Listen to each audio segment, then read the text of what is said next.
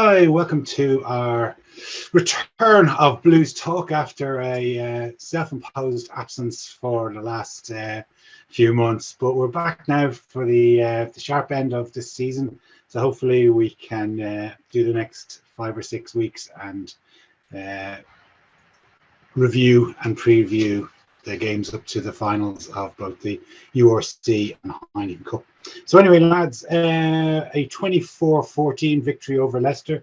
I was going to say we sort of sweated a little bit, but I don't think we really did. I mean, we ramped off to a 20-point lead at half-time, kind of took the foot off the gas in the second half, but really, like, just their try in the dying embers of the second half kind of put a gloss on scoreline for them. So I was at it, and I never felt in any way under pressure or threatened that they were going to come back and beat us in that game.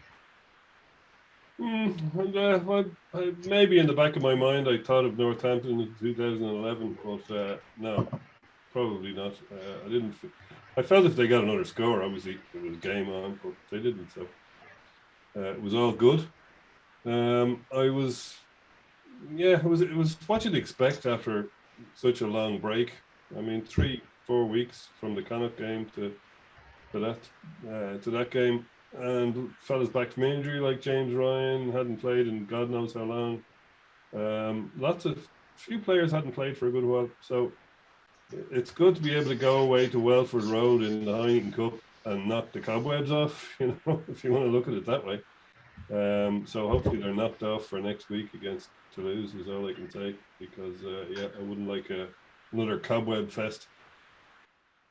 Yeah, I always thought, we weren't brilliant in that in the second half, but I always thought that we were able to keep them at arm's length. We were able to defend strongly against them. I'm not sure that they weren't able to damage us the way that we were able to damage them, and they weren't able to contain us the way we were able to contain them. They picked a game. Leicester's game this season has been all about, it's been a percentage game all season. It's all about the contestables and all that kind of stuff, which is kind of, it's where we as Irish rugby were maybe 3 years ago, and we've moved on from then. And that's kind of the game they're playing at the moment. And we were able to contest their contestables, which meant that, that which has been very successful for them in Premiership, and they have been successful in the Premiership, but that which was successful in the Premiership didn't really work. Now, in fairness to them, when you consider where Leicester were 12, 18 months ago, Leicester were battling relegation. Leicester. And Borthwick's come on, he's put on real shape to the team, he's put on real discipline, he has them playing in a manner that their fans are happy with, kind of a Leicester way. And they were in a European Cup quarter-final. So for a team that's kind of on the first step of its journey, it was a pretty good step for them, in fairness. But at the end of the day, when you get to this kind of point in the season, this isn't the time of the season for debutants. This is time for the experienced heads. Yeah, absolutely. I was thinking that very thing in terms of, like, they would have got relegated, I think, if it wasn't for Saracens getting the kibosh. So can you imagine that? Leicester in the second tier, unheard of. And you got to pay your dues in this competition. They always say that you can't just come straight in and win it. Even Exeter, even Toulon, they all had to pay their dues and lose a few before they won a few. Munster are the obvious case.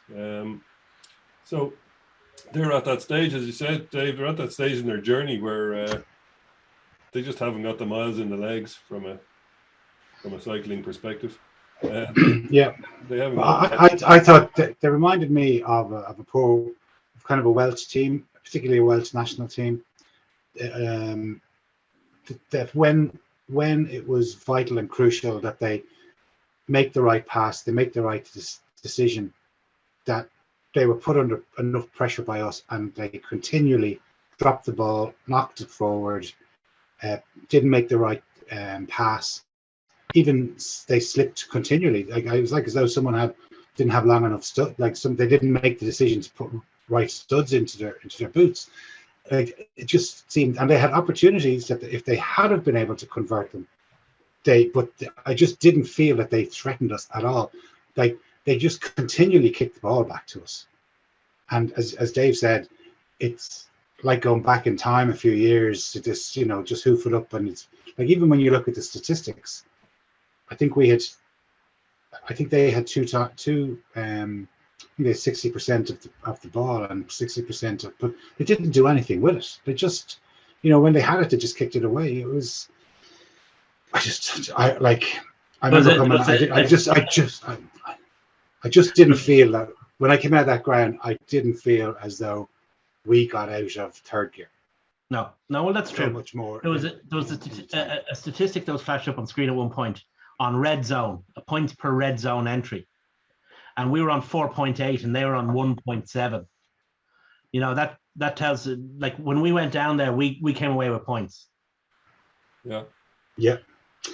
Lads, a friend of mine asked me, he says, we came up short against La Rochelle and Saracens previously, and he thought, watching the game, that we were under a bit of pressure, particularly in the scrum and the maul. Do you think these problems are resurfacing, or was it just a bit of ring rustiness that the lads hadn't played in a few weeks? I don't think they've ever gone away, to be honest with you, Jason. In terms of, no, that's not true. Our scrum has struggled when been tested this season. And, you can see that because, we can talk about Ireland because it is basically the same scrum. I'm not entirely certain that at this level, the Porter to loose head experiment has worked from a scrummaging point of view. Everything else, yeah, absolutely, 100%. But he's still not quite there. It's his first season, his first full season as a loose head at this level. So, he is learning. And you also had a kind of a double whammy there. In rugby, no matter what level you play at, we've all come across, there's always that one guy out there who has your number. For Cian Healy, it was Thomas Francis. For the Gray brothers, it was Devin Toner.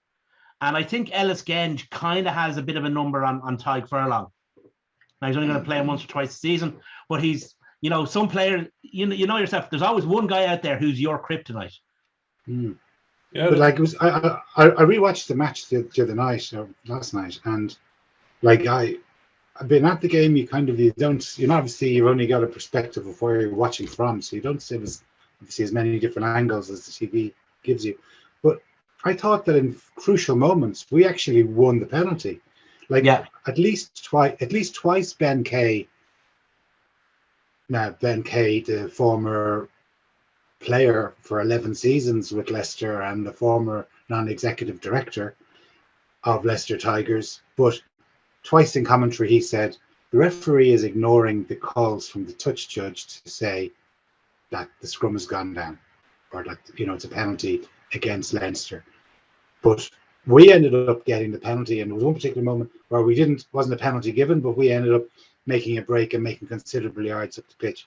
There was another time when Genge was penalised just before he came off, twice, I think, actually, when, you're going to forgive me for my pronunciation here, but Michael Alatoa, yeah, I know the one you mean. Yeah. He won a couple of penalties against him, and it was a huge pick me up because both those penalties were given to us in R22, whereas on a different day, in different circumstances, they could have been against us.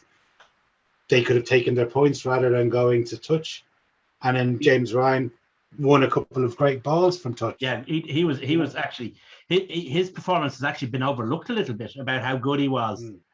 Particularly in opposition ball. But yeah, though, what you're saying, that kind of goes back to what we're saying about Leicester's place on the pathway. There's guys in that Leinster team know that there are certain clutch moments in matches where you just have to do what has to be done.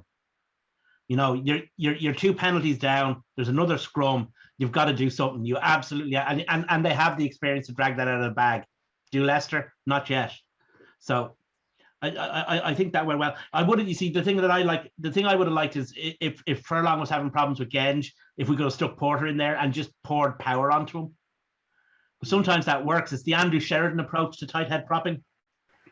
Yeah, the problem with that is if you're chopping and changing poor El Porter all over the shop, just Yeah, well, that's the thing. So I obviously it's he to give him a chance, he has to be staying at loose head.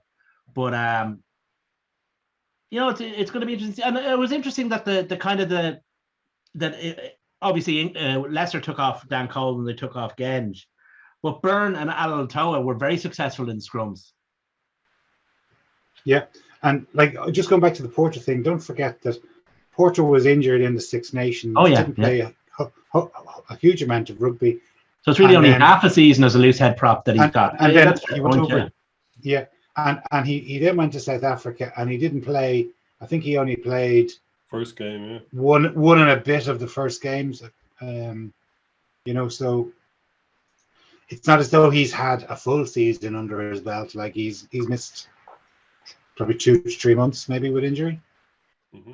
Yeah, no, it's a fair point. It's a fair point. But it's look, it's easy to pick holes because to a certain extent, I think Leinster like to do that. They like to win. They like to win well, but they like to leave something for the coaching session on a Monday or Tuesday. A few work-ons, Dave. Yeah, a few work-ons. I don't think it's they like to. I think it's that they do sometimes, whether they like to or not. But like, It's a problem that Leinster are, whether by luck or judgment or bad judgment, more bad luck than anything else. Kind of a bit undercooked at the moment. I think that game against Leicester will have done them a power good. The games against Montpellier, games against Bath didn't do a whole lot for them. I mean, Bath were game, but really, really rubbish. I mean, they conceded. Did you see that the other day? They conceded 60 something nil to Gloucester. Bath versus Gloucester. I mean, that would never happen. So that shows where that Bath team is.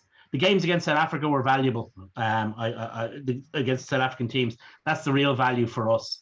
But great value for fellas that we're going to see in the first team in 2 or 3 or 4 years' time. Oh yeah. Like, do you know what I mean? Whereas if you actually think about it, you've got, say, our frontliners who make up the majority of the Irish team. We're away with the Irish team in November. They were kind of bled back into the team for a couple of the matches in the lead into the first round of the Heineken Cup. There was one of the Heineken Cup matches was cancelled, and then they play a couple of games for Leinster in the Heineken Cup again in January. Then they go away. They go away with Ireland, and then we pick up some injuries, and then we're trying to rotate our squad between giving them a rest after the 2 Connacht games. Go, leave the 95% of the first team squad at home when they go to South Africa. So, it's been quite a disjointed season between one thing and another for our frontline players. So I just don't think it's physically. I don't think anyone can do it. They can just get back up to 100% immediately after taking. It's not a tap. So, yeah. So. Hopefully by next week, but they have to get back on that. They have to get back on it pretty sharpish because, Toulouse is obviously going to be a whole different kettle of fish. Step up. A few steps. Well, one guy, lads, that I thought did make an enormous step up was Gibson Park this season. I just think he's unquestionably Ireland's #1 scrum half now. Yeah, and. Whatever about being Ireland's #1 scrum half, I think he's firmly put to bed who's Leinster's #1 scrum half too, because the speed of service that guy gives is outstanding, and it really gets our ball moving and it puts opposition on the back heel all the time. It's phenomenal how fast he gets that ball out of the. And he also has the Owen Redden wormhole TM. Owen Redden wormhole that he uses to get between rucks, or he warps space time. 1 minute he's at the bottom of a ruck, and the next minute he's popping up at the back of another one. But John, just one thing that he does do is absolutely phenomenal is when he sees a gap, he's willing to take that tap penalty and go for it. And he does one little slalom move that he just put in the game on Saturday. That just the footwork alone, and it didn't get recognized on the commentary, but geez, just to see it, like, it was phenomenal. His pace and his vision just to go for that gap was really excellent. What he's done this season is, I mean, he always was a player who could put pace on a game. But what he's done this season is invariably he makes the right choice. That's where he's really leapt up, and that's what's made the real difference. And that's what has propelled him, as Jason says, to being unquestionably the first choice scrum half. In Ireland. His other big party trick is being able to whip the ball out to the wing from the base of the ruck, or from close to the base of the ruck when you're near the line.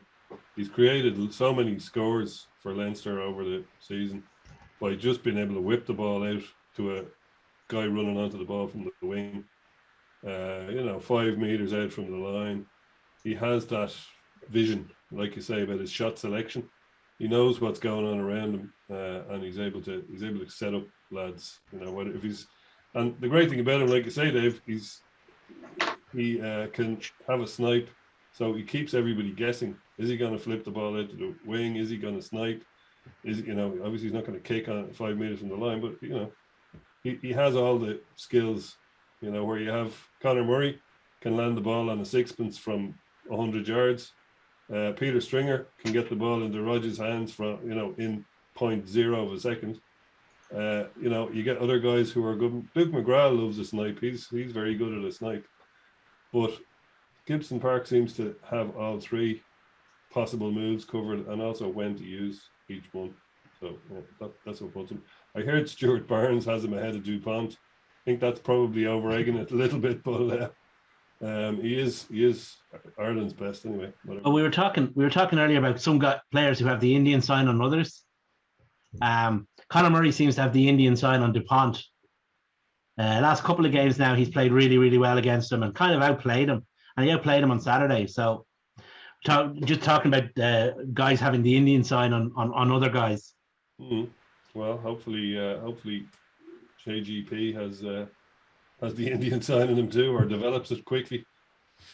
Yeah, we'll come on to that game and preview our semi-final. But just before we do, we did ship a couple of injuries. Like Healy went off. I'm not sure how serious it is. Sexton went off. He seemed to be holding tissue or something to his face. And we saw Hugo Keenan during the game had looked like one of those sort of hurling gloves.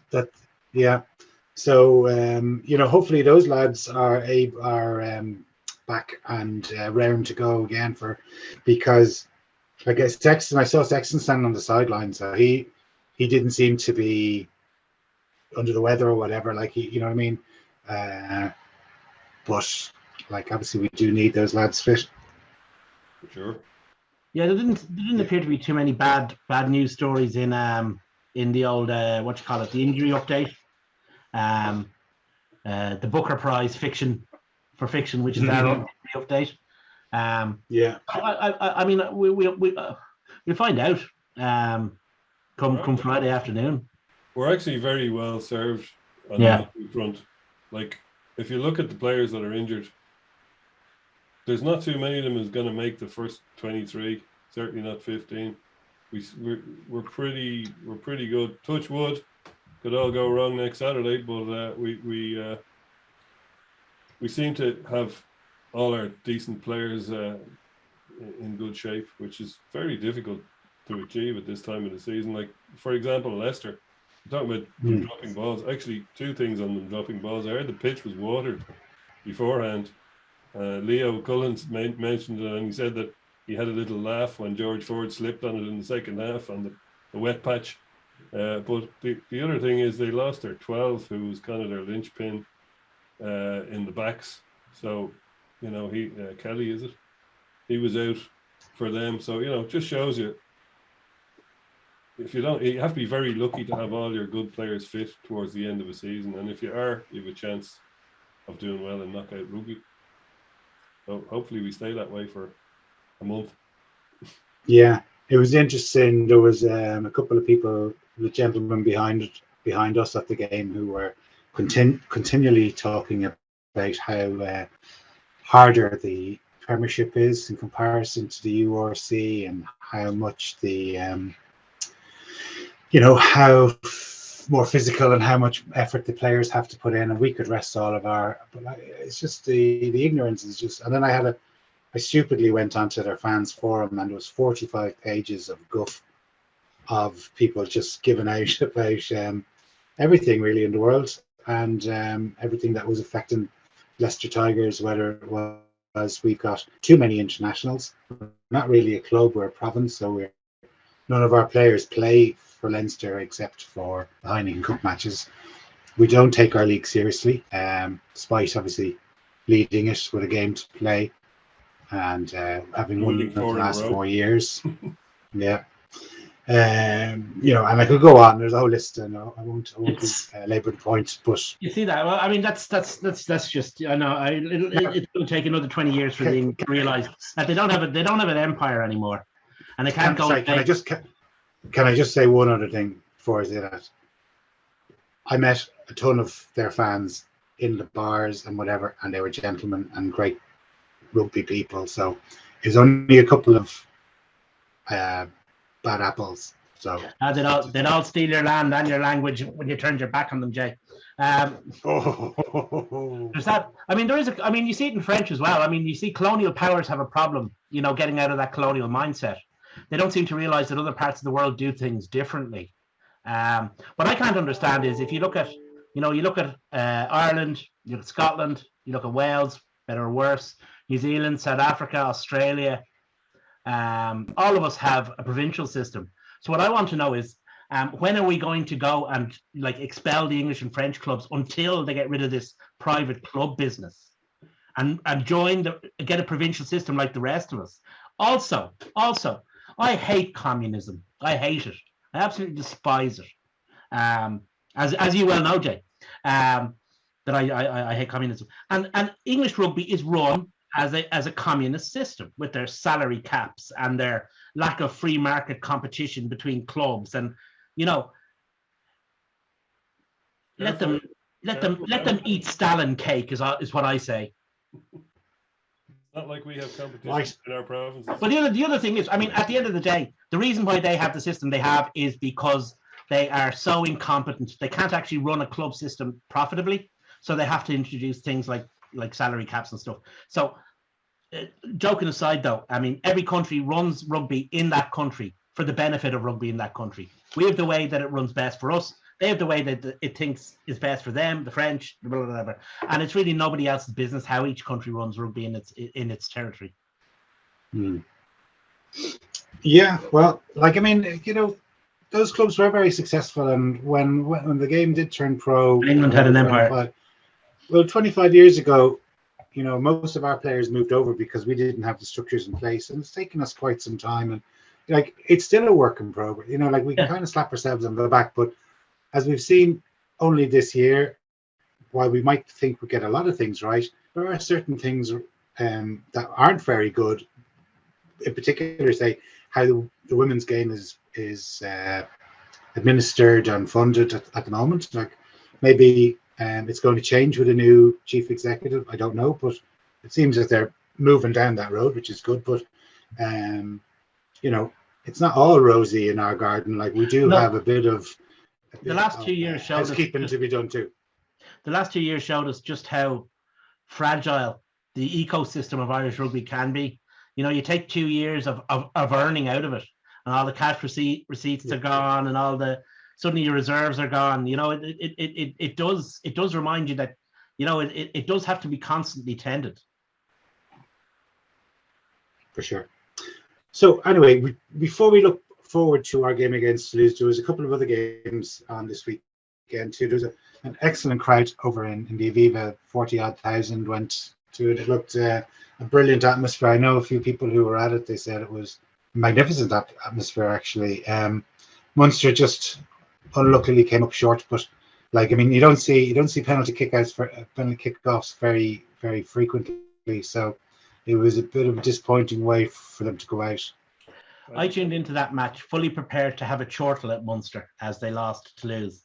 But about 30 minutes into it, I found myself, kind of going, these guys are leaving it all out on the pitch. You know, Munster are giving it everything they have, and I was actually gutted for them at the end that they lost. And I was particularly disappointed for Conor Murray, who's a player I like, but you know, they really did put the effort in. I mean, nobody could fault anything Munster did on Saturday. Absolutely, yeah. I also found, if you feel bad for Ben Healy, you know, I mean, he's a young fella. He'll bounce back though. You can't complain about the long range kick he missed, because, like, you know, no one else would have got it. No, 56 meters, like. Yeah, and the drop in front. I was screaming for that dropper for about 2 or 3 minutes before. I said, "Why isn't he back in that pocket? Why isn't he back in the pocket?" And he wasn't really in the pocket when he struck it. It was kind of a rushed. He had more time, I think, to do it than, you know. And he should, if he got back a bit further, a bit earlier, I think he could have had a dropper and taken that one away. But then I thought this year was going to be the year of the drop goal, to a certain extent, with the changes to the laws that the goal line dropout. I thought it would bring the drop goal back as an option. It has done Well, it. some teams do it. Some teams do it, but kicking a drop goal seems to be an art that is very, very slowly dying out. Most teams don't even look at it as an option these days. Well, the All Blacks always looked on it as a shameful thing to do. It was admitting that he couldn't score a try. But they went out of the World Cup at quarterfinal against France because they refused to take one. You know, remember that? Yeah. Like you think back to our final that we played against Leicester in 2009. Sexton got a drop goal and O'Driscoll got a drop goal, and it kind of gave us a footing in the game. It brought us back into you know, where we were even a snippet of possession. We were putting our points on the scoreboard. Like 3 points is 3 points. Yeah, and it's a low risk opportunity as well, because once you strike it anyway decently, it's going to head over the dead ball, or it's going to go into touch and goal at worst, as long as you strike it anyway decently. And if the rest of your team are awake, which they should be, it's not like a team's going to run it back. So you know, you get a chance at 3 points for very little cost. So yes, I don't know. It seems to be an art that kind of that seems to be dying out a bit. Yeah, but I felt sorry for Munster. I thought that somebody suggested, I can't remember, somebody did anyway, suggested that Munster choked. I couldn't think of anything more inaccurate. Munster reverse choked. I'd agree. You know, yeah, but like I mean, unless you're a very, very ardent Munster fan, I don't think you would have been putting a whole load of money on Munster to beat Toulouse. No, in the bookies before that game. You know, like I think they thought that was, like, I certainly know a couple of people from Munster who would be quite level-headed about their support, and they would have said they want to put up a very good performance against Toulouse, because they honestly felt we could put them out the gate if we got them on a good day for Leinster. So, you know, they were concerned, even, you know, more so about what would happen if they won. So I just think Munster were, and if you think back, it's only about, I think it may be 6 weeks ago, the amount of brickbats and criticism that they got for the performance against Leinster down in Thomond. And then, like, they were beaten. They put up a good, you know, last minute defense when Earls tackled somebody on the line in the last seconds, you know, against Exeter, over in Exeter. But they were still beaten, and I thought they were beaten quite well. And on a different day, Exeter should have probably put them out, you know, have won by such a score that it would have been nearly impossible for Munster to have come back in the second leg of that game. But they showed great determination and intestinal fortitude to hang in there. But I think, you know, when you play 3 or 4 of those games at high intensity, I think eventually you're found out. And they put up an enormous effort, but like, you could see the amount of pressure that their front five was under in the scrums, and they just don't have the players in their roster, or maybe they do, but they're injured. But they don't have the front row and probably a second row to compete at that level. Well, that's the thing. You see, Munster are they're a good team. I mean, they're one of the top 8 teams in Europe. They're a good team, but they were up against the European champions, and to take them not only to extra time, but to take them beyond extra time, that has to be praiseworthy. Yeah. Yeah, of course. Like, let's not forget, they're playing to lose. And don't. We should have played to win. I was waiting for that. I'm up for that one. Sorry, lads. But they're playing to lose. Who are the champs? They're not in great form to lose, but they're still to lose. And if you think Munster don't have the kettle, as Rob Thingamy famously said, when you're going up against Toulouse, how do they go 100 minutes with Toulouse and not lose? That takes a bit of gumption and some smart play. Yep. And those big, they could beat us this week. Those lads are no slouches. They've had to come to Ireland twice now, their last 2 European games. They did well in Ulster. They just limped over the line in the Aviva, and hopefully they're going to not limp over the line next week. We'll make mugs of them. But yeah, we'll come to that in a few minutes. So there was also La Rochelle and Montpellier. La Rochelle coming out on top there, 31-19. Raj seems to have the golden touch. Obviously, when it comes to Europe, he presumably puts a big emphasis on it. But they are in a similar situation to Toulouse. La Rochelle are 7th in the top 14 on the same number of points, 62 points, as Toulouse.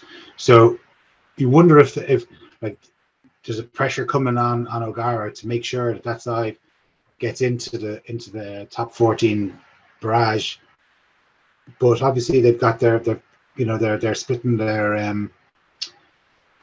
their eggs into 2 different baskets, playing in Europe and obviously in the domestic league, which is, you wonder if they have the squad to do that. Well, we wondered that last year, and they did it. So, yeah, but Dave, what I mean is that they're in 7th in the league now, and when push comes to shove, if the barrage place is in danger, yeah. Yes, exactly. That's what I'm saying. So you'd wonder whether they're going to be going full bore and fully focused on getting through the European competition in order to. I think they're going to lose to Racing Metro anyway. Really? Yeah. Even though they're not at home, even though Racing have to move out of their gaff. I think that Racing are. I mean, they both have strengths and flaws, but I think that Racing's strengths are better able to take advantage of La Rochelle's flaws than La Rochelle's strengths are to take of Racing Metro's flaws, because the strengths that La Rochelle have won't be able to take advantage of Finn Russell. Yeah, he could. You know what he's like. He could win or lose them a game. Yeah. Sometimes in the same 30-second period. Yeah. Period. But True. It's tricky to know. It's hard to know. I mean, our perception of Montpellier is.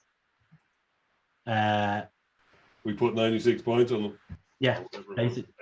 Yeah, is biased by that match. I mean, we saw them. The last game, or what game was it against? Who are they playing? 2 weeks Harlequins. ago. What? Harlequins. We saw a very different. We saw a very different Montpellier there. So be interesting to see. Particularly when they're, how many points were they down? Weren't they down a whole load of points? Were they? Yeah. I think. Yeah, they were. Yeah, and they pulled it all back. Yeah. Well, the Racing Sale game, Racing's victory over Sale 41-22 means that for the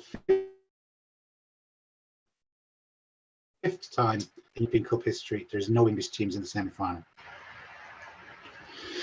So that will leave us with 2 semi-finals. Racing play La Rochelle in Lens, is it? Famous famous location where Argentina beat Ireland in the '99 Yeah. World Cup.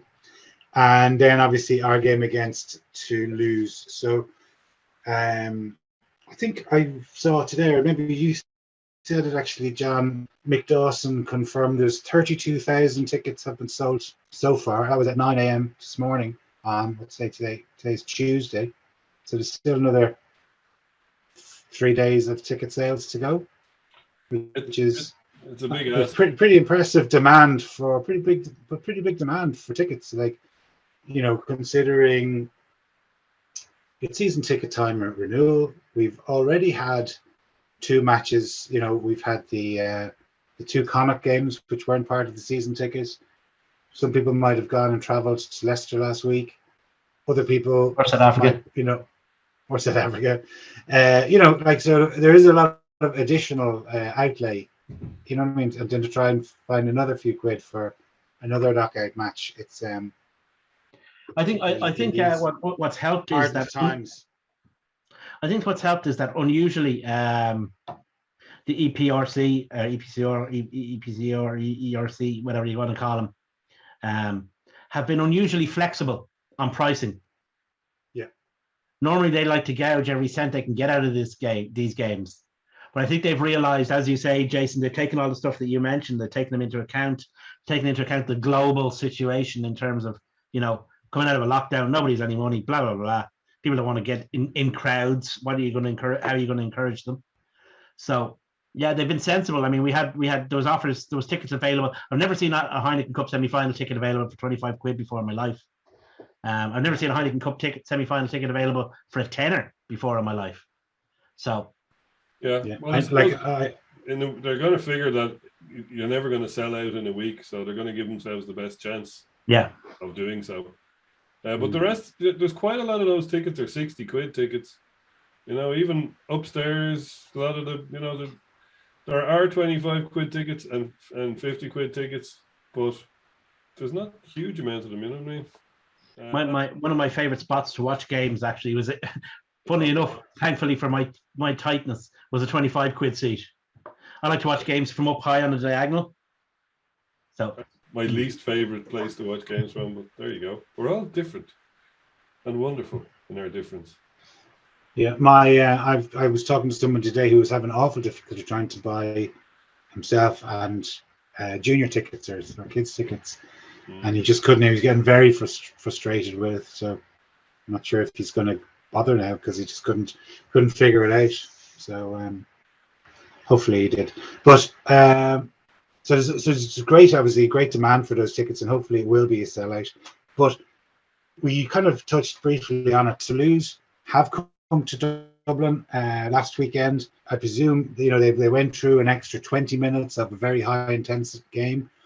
It expended a huge amount of emotional energy with the extra time and the penalty shootout.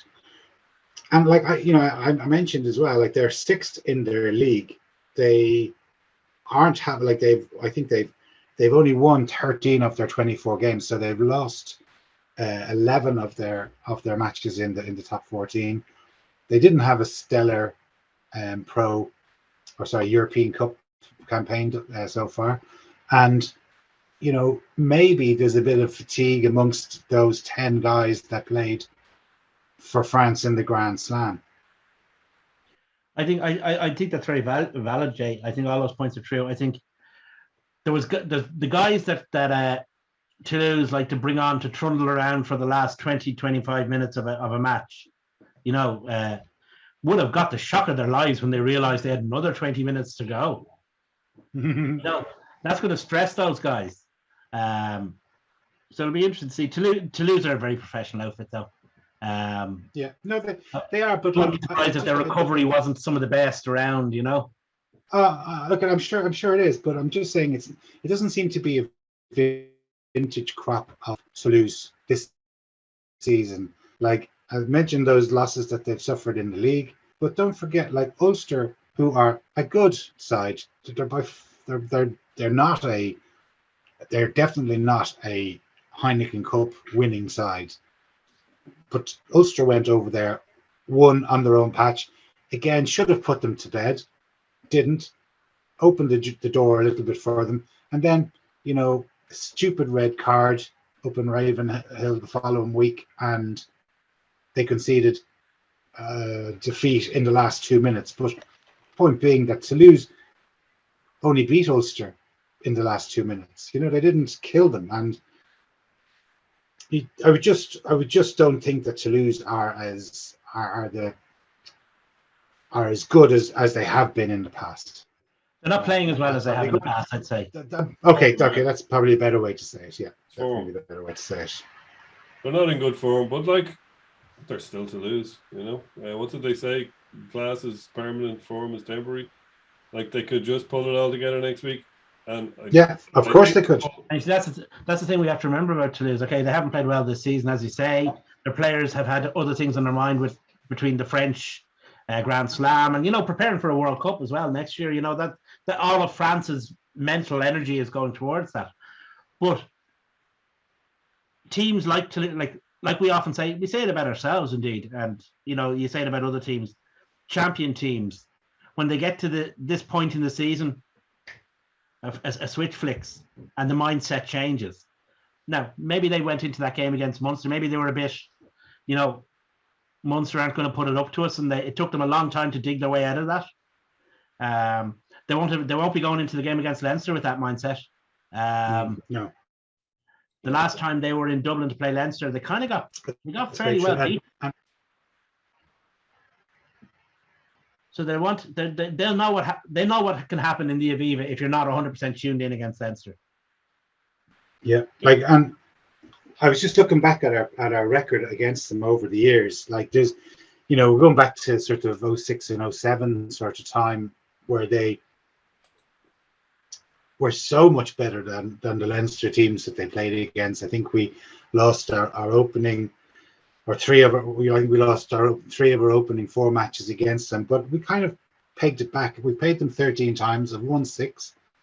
This is going to be our 4th semi-final, and like between the two clubs, there's 9 Heineken Cups, and I think there's 9 Heineken Cups out of how many's been played so far. It's 26, so it's a fair percentage of the trophies have either sat in the boardroom of Leinster or Stade Toulouse. Yeah, it is. I mean, it's exactly like you say. It's a blue chip match between blue chip sides. That's why I'd be wary of looking at what Toulouse have been like this season, and I'd rather look at what they're capable of, because at this stage of the season, a club like Toulouse tends to deliver on what it's capable of, not how it's been playing this season. I thought you were going to get away with that one, Dave, but you didn't. You nearly said it earlier, clubs like Toulouse. But you did say there. Anyway, we will move on swiftly. So like as we kind of we touched. Sorry, John, go on. No, go ahead.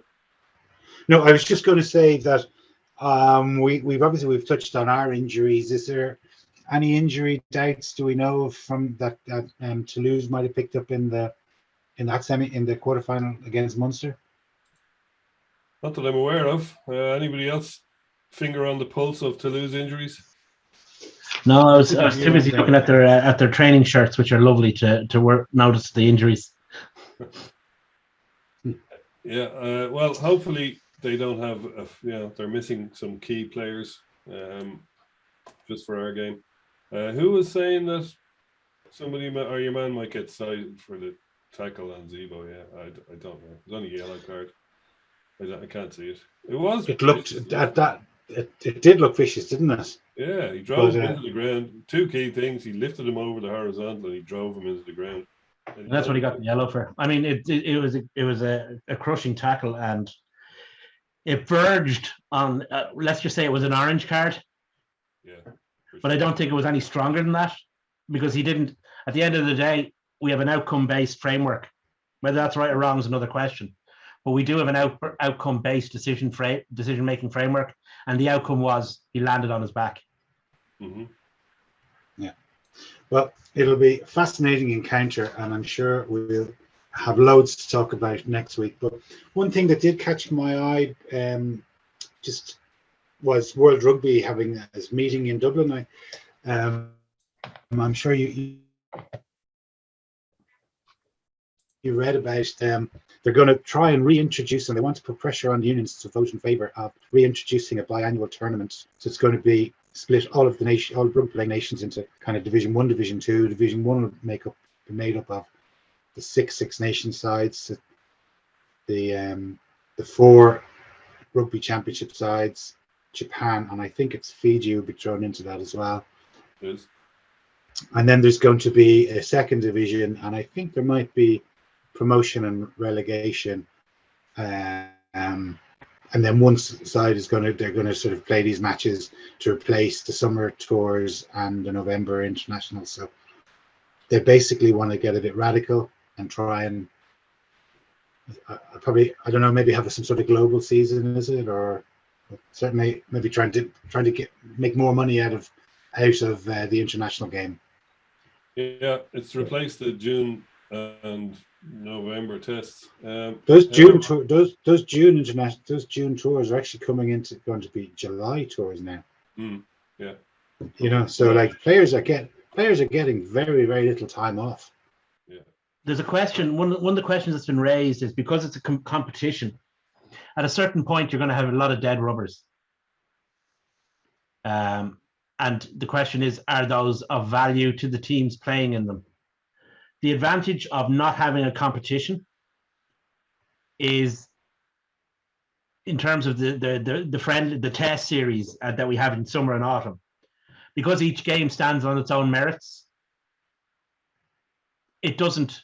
I mean, we saw it in that kind of Nations Cup thing we had during COVID, where was it Ireland versus Scotland in a fifth or third, fourth, or fifth, sixth playoff or whatever it was, or a B final. Now, obviously, the ground was closed, but so it's not as if it suffered from. But I can't see a lot of people have been interested in that. Yeah. You know what I mean? Because we're already going to play Scotland in the Six Nations, which is important. So that I don't know. I'd have to see the full proposals. But the one thing I would say is, if you introduce a competition, you're going to have a lot of games where losers are playing losers. Whereas if you have games that stand on their own merits, they're free from that. But that's all. I have no dog in the fight. The Rugby Players Association have in the past been ardently and virulently against this. And I don't know if the proposals, from what I've seen, which admittedly isn't a huge amount because the article was written by Stephen Jones, so I didn't read it, is sufficiently different from the proposals from 18 months ago for them to change their tune on it. And at the end of the day, if they don't have players, they can have all the competitions in the world because there'll be nobody on the pitch. Yeah, well, like it's obviously I think they want that decision to be made in the fairly short term. So we're probably going to be a bit more news about that coming out soon. There's just like, obviously we haven't done Blues Talk for a while, but there's a couple of things I just really wanted to acknowledge.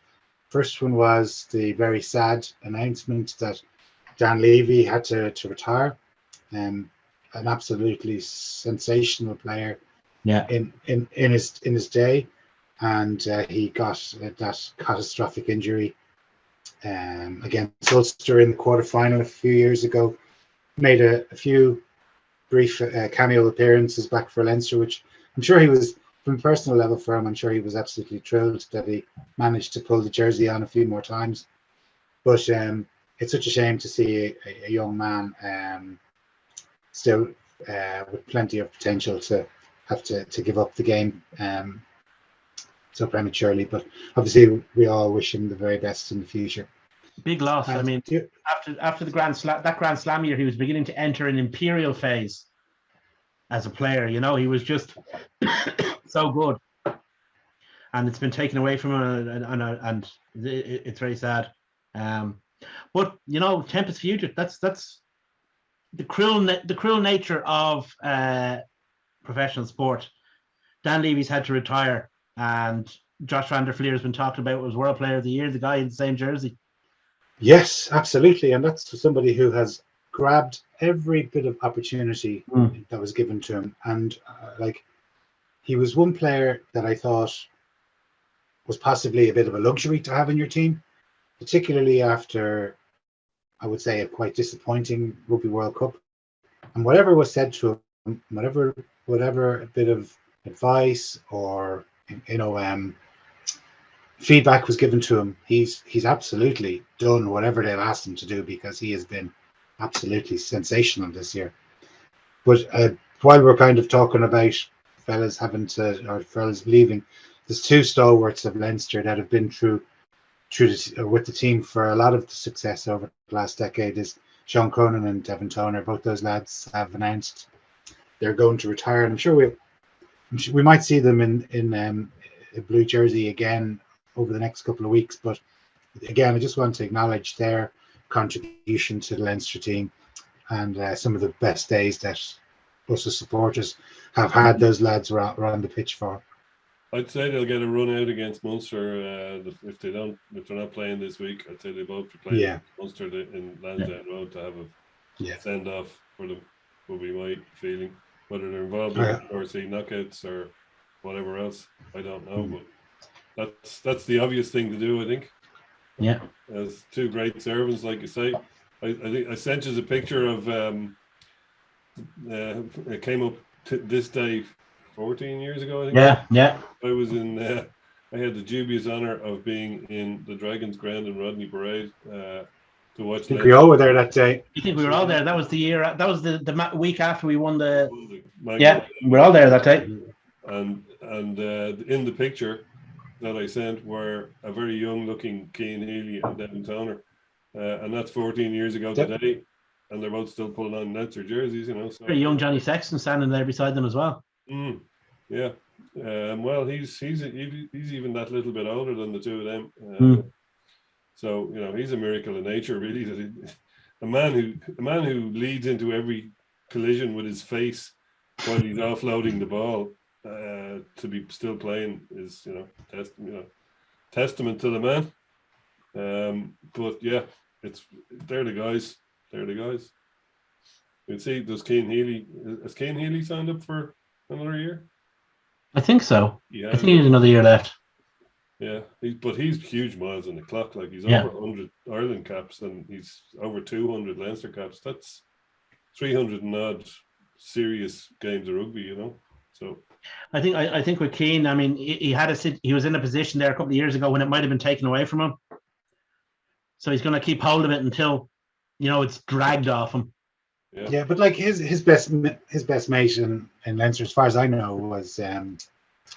was Jimmy Heasley. So and like you saw how quickly it just ends, or can end, for players. Like 1 minute you're doing a warm up for your national team, and all of a sudden that's the last game, and then that's the last game of rugby you tog out for.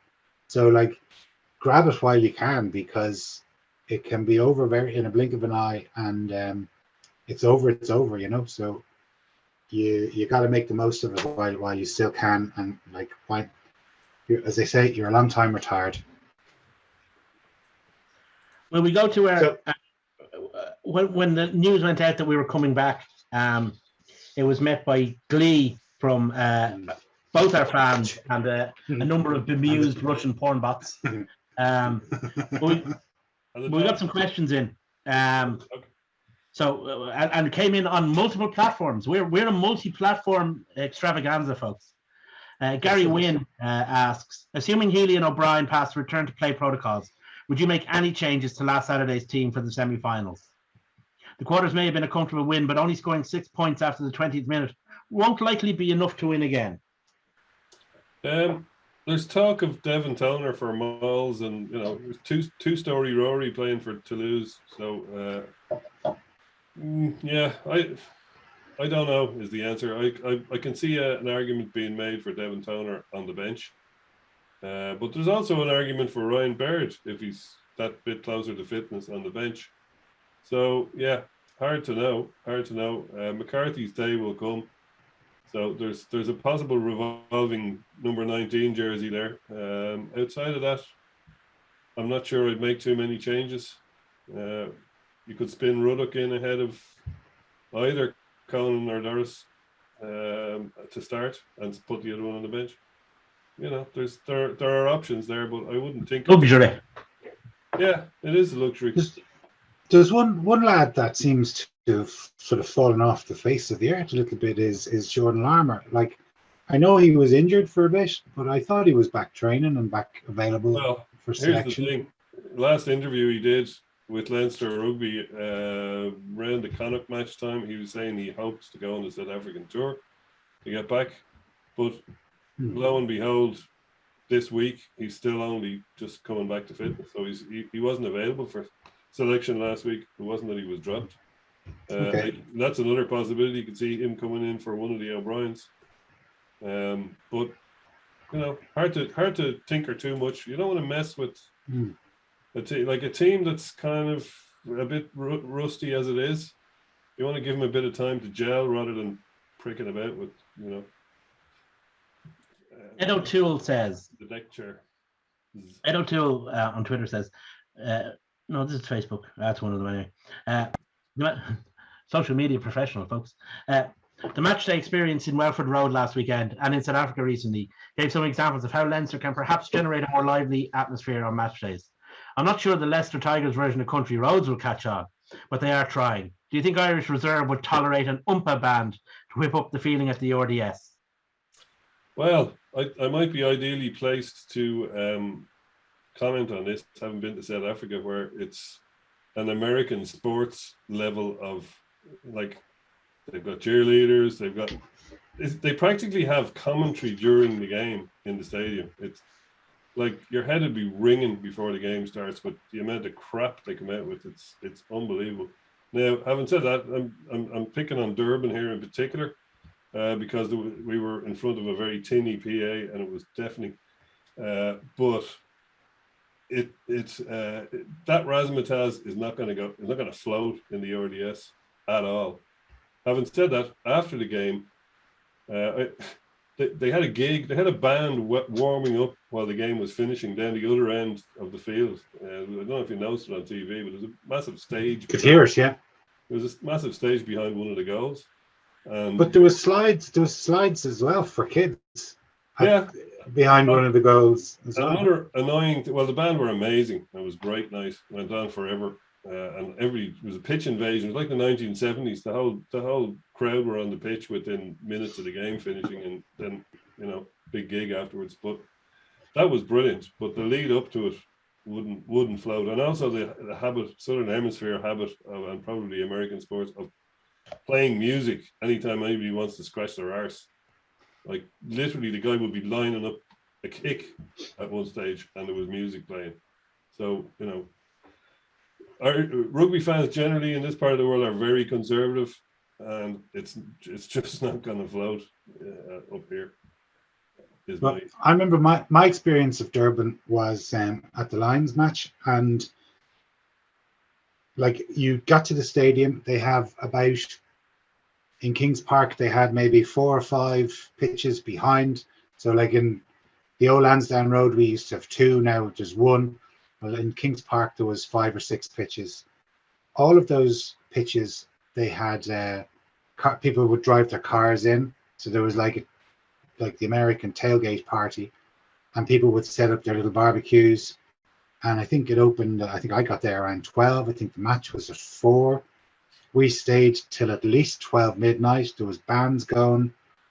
Everyone was hammered and everyone was driving home. So that's just, so someone said to me, South Africa has a lot of social problems, but drink driving isn't one of them. So it was kind of, so it was, but like that was absolutely brilliant, because it was obviously you're standing out in your shorts having a beer and a barbecue after a game, and it was nice sunny weather.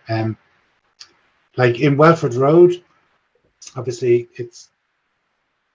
they built I remember going there maybe 14 or 15 years ago when we played them, and they hadn't built their big stand that they have there now.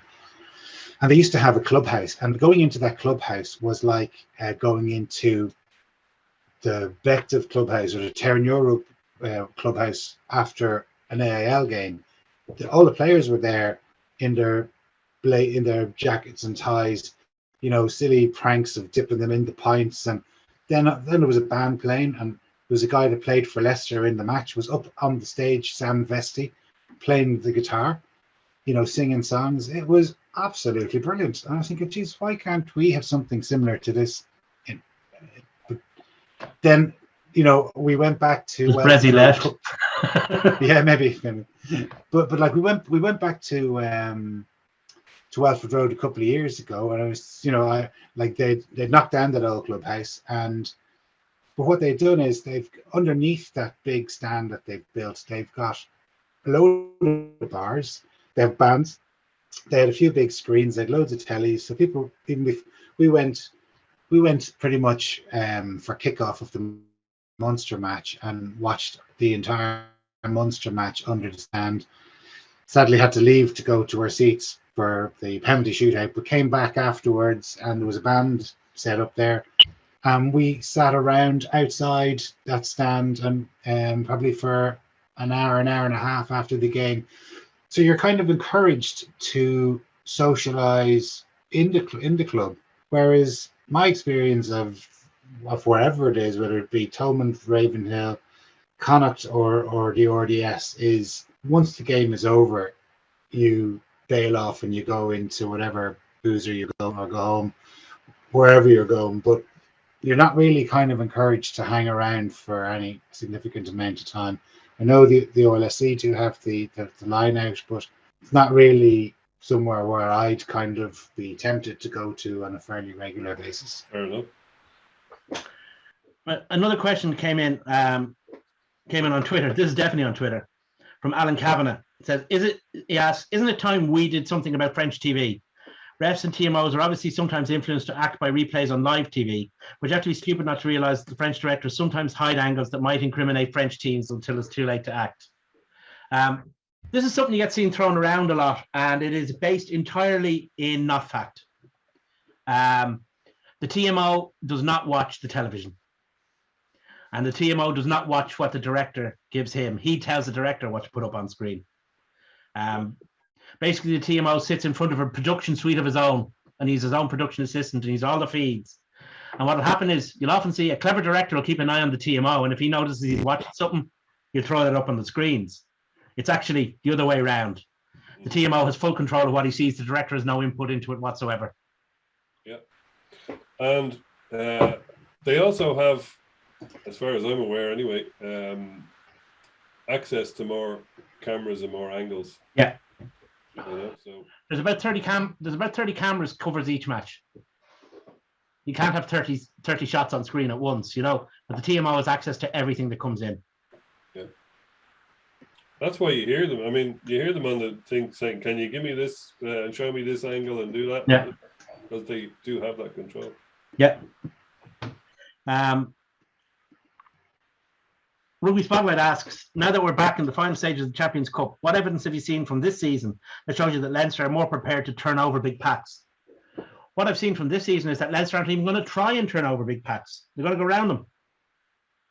It's a smart thing to do. I mean, yeah, it's been our Achilles heel. Saracens twice and La Rochelle have made mugs of us. And if we haven't learned by now, we need a good slap. Yeah. Ball and play, ball and play, ball and play. Every opportunity, keep the fucking thing in play. Yeah, high ball and play time means those guys are breathing out of their arse. Make them run, move the pack around some more, and then when you're finished moving the pack around, move the pack around.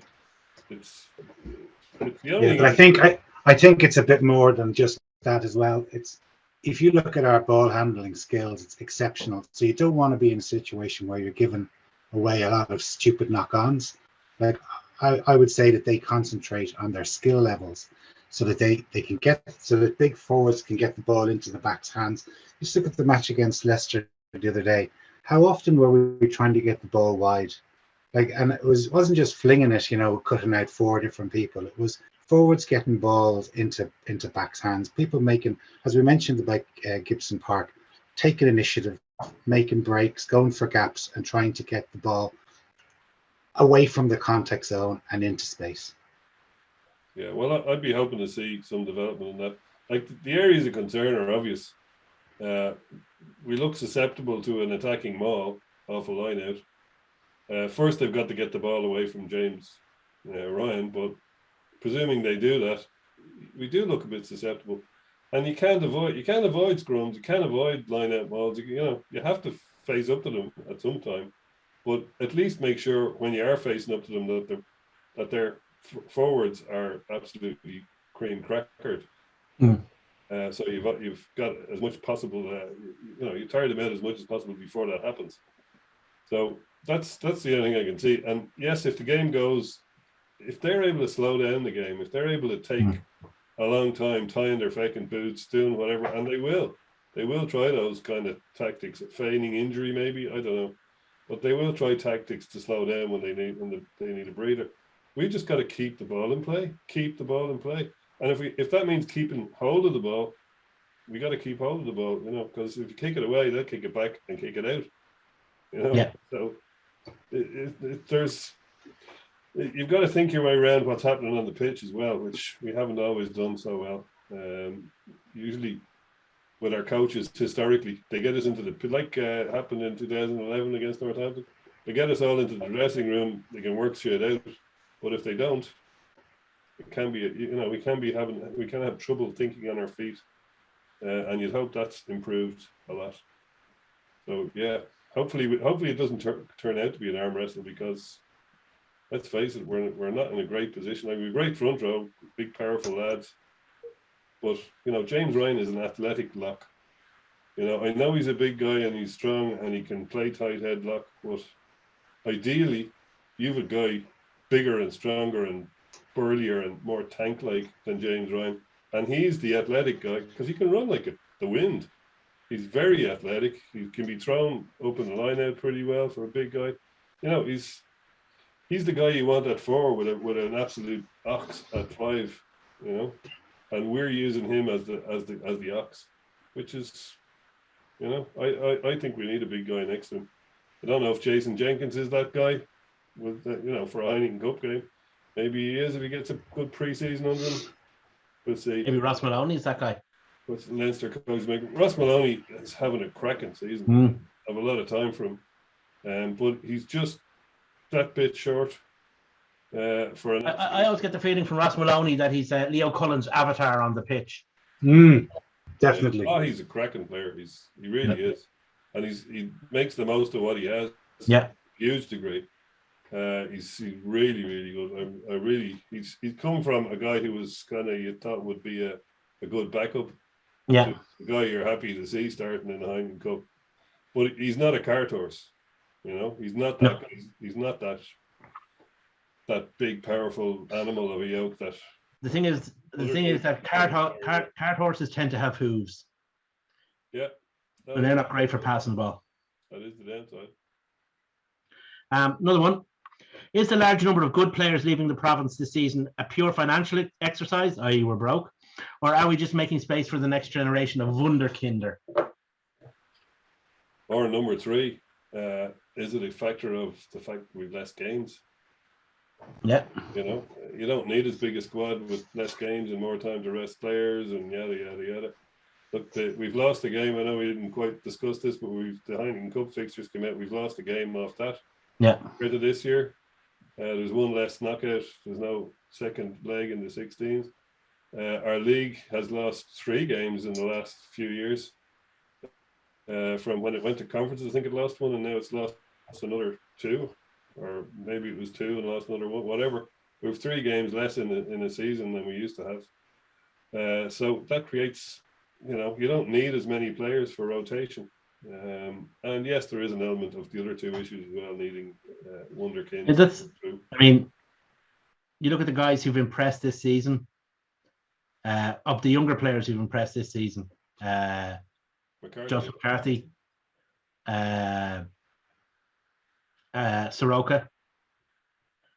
Do they get it? I mean, do they get an opportunity if Jack Dunn stays? Do they get an opportunity if Josh Murphy stays? Who are really good players, and I'd be happy to see them stay. But I often talk about the squeeze. A player finds himself in a squeeze. Jack Dunn's there and he's looking ahead of him and he sees James Ryan. occasional Leinster captain, occasional Ireland captain. Behind him, he sees Joseph McCarthy and Ryan Baird, and he's thinking, my opportunities are kind of limited. Same for Josh Murphy.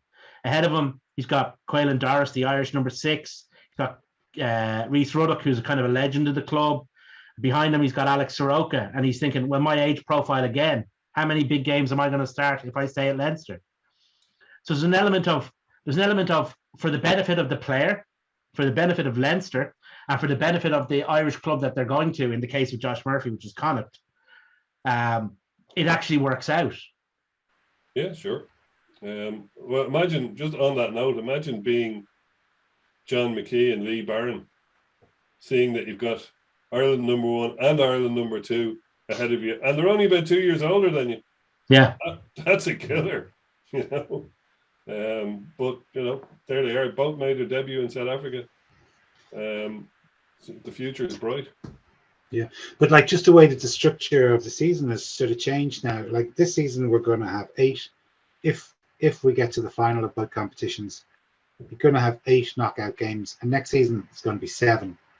So you want, presumably, like the profile of the players that they want. They want to say the star players because they're going to be playing in 7 of those games, rather than 7 young fellas that they're like, there's no knickers chance that any one of those lads that went on, or very few of those lads that went on tour down to South Africa, are going to be playing in the next number of games that we play that are knockout.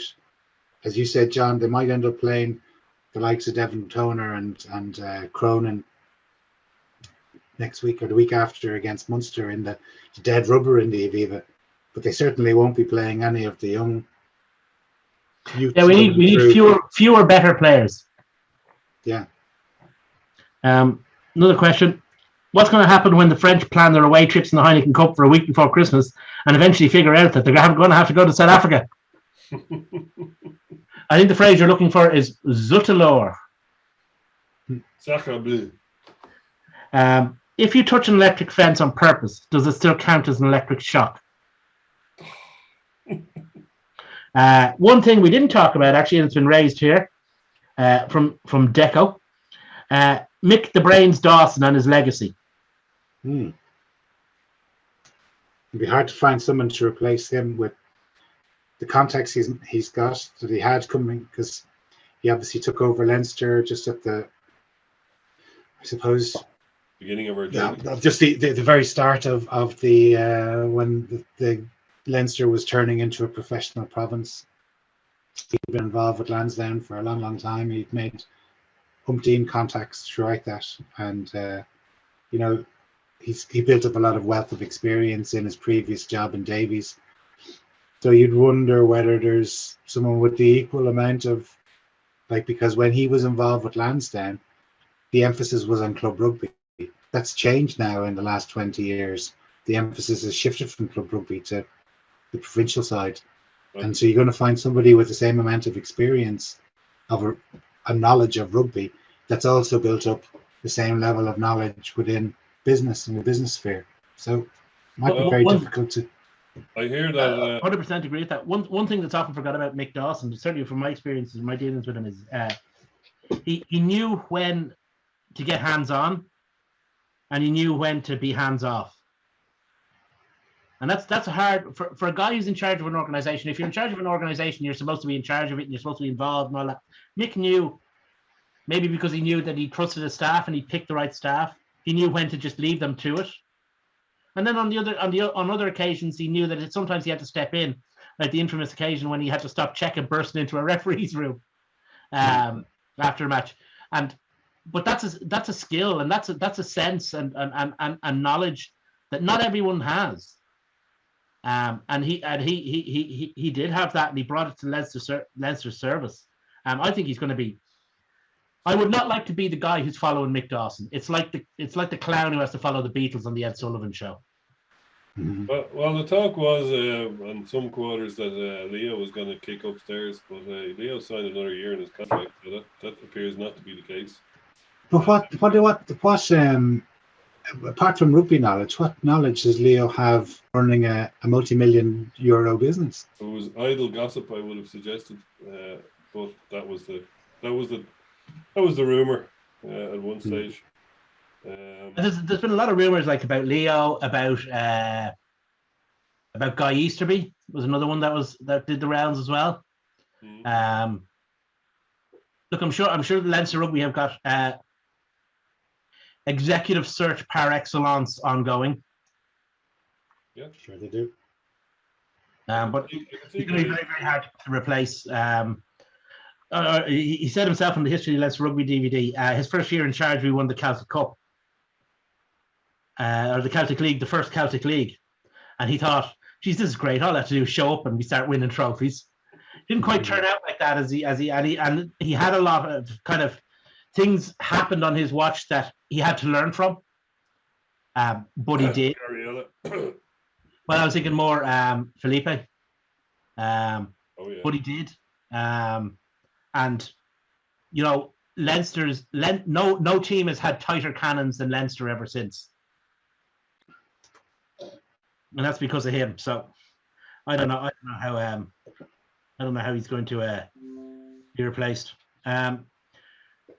Who would you rather fight? 15 Peter Stringer-sized Tadhg Furlongs or 1 Tadhg Furlong-sized Peter Stringer? Well, that's a pretty easy one because Peter Stringer is probably slightly more than half the size of Tadhg Furlong. So if you had 15 of them, you had 15 Tadhg Furlongs in Peter Stringer's body, that would be at least twice as much as the other way around. And the other thing is, of course, times as much as the other way. I don't know, a Tadhg Furlong-sized Peter Stringer would be quite frightening because when you consider that even to this day, Peter Stringer is probably in better physical condition than many rugby players are at the prime of their career. Of course he is. Did you see him doing that thing with the army? I didn't know. No. Well, I don't know. I can't remember what it was called, but they basically got like 20. It was kind of like an SAS boot camp thing, was it?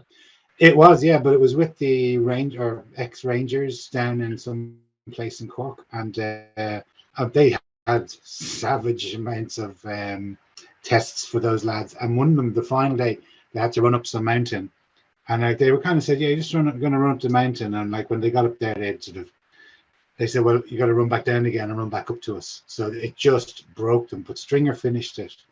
Who else was on it? Barry Murphy and Trimble were on it. They just gave up on the run. They mentally they couldn't do it. But Trimble's probably only finished.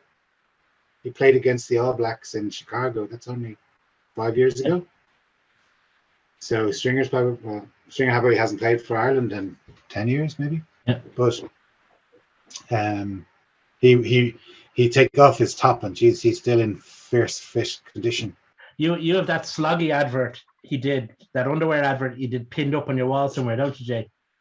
Still have it. And our final question, any suggestions who might replace Felipe as back coach if, as is reported, he joins the national coaching team of Argentina at the end of the season? He goes on to say, could Johnny Sexton double job it and do part-time until he finishes out his contract? I don't think you can part-time with a coach in a professional outfit. I'm not sure. I don't think Johnny would be a good coach, to be honest. Well, who knows? You may prove me wrong. I'm not sure he'd have the temperament for it. He'd want to just get on and show them how it's done. Just give me the ball. I'll show you how to do it. But then you could have said the same about Felipe, and he turned out to be quite good. Yeah, it's hard to know. Sometimes, like, you don't see Brian O'Driscoll coaching. Sometimes he makes more money from Jim TV, though.